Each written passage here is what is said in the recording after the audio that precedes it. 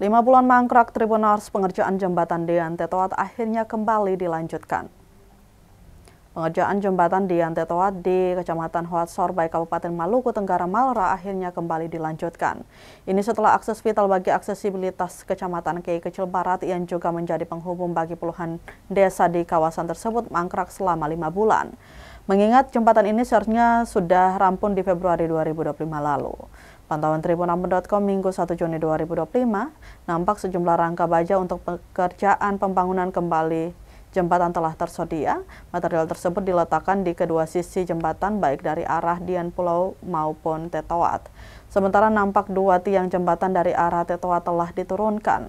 Sedangkan dari arahan Dian batu setengah yang telah rampung dibongkar, terlihat warga dan arus lalu lintas kendaraan roda 2 masih berlalu lalang di atas proyek pembangunan jembatan tersebut.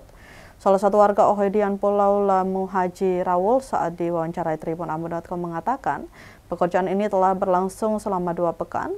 Kata dia, pekerjaan dimulai sejak pagi dan berakhir di pukul 5 sore.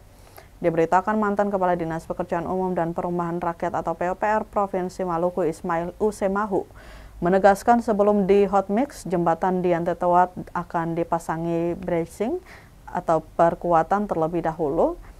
Hal tersebut dilakukan sesuai rekomendasi dari Komisi Keamanan Jembatan dan Terowongan Jalan atau KKJTJ.